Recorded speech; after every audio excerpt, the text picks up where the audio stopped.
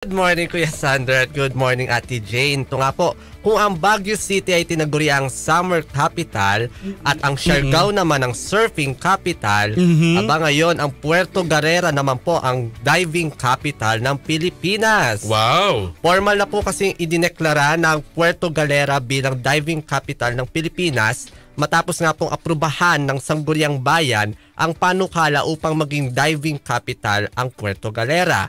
Ayon po kay Puerto Galera Mayor Rocky Ilagan, patuloy daw po kasing binibisita ng mga scuba diving enthusiasts mula sa iba't ibang bahagi ng mundo ang Puerto Galera dahil po sa napakagandang diving site nito.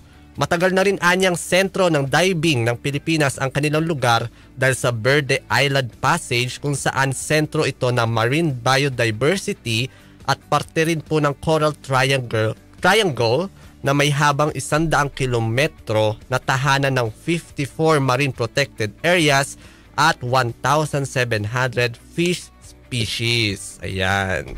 So, ang daming isda. Oo. So, parang nandiyan na lahat ng Nakapunta ka na ng Puerto Galera doon. Kuya. Ah, wow! O, kwento mo naman sa amin yung experience mo sa Puerto Galera. Ayan, nagpunta kami nung pa ata, bago mang pandemic, sa may Sabang Beach. Diyan sa may Puerto Galera. Sorry, Baylan. Oriental Mindoro? Tama ba ako? Hindi ko alam eh. Lalo ko sa Mindoro yan. Oo.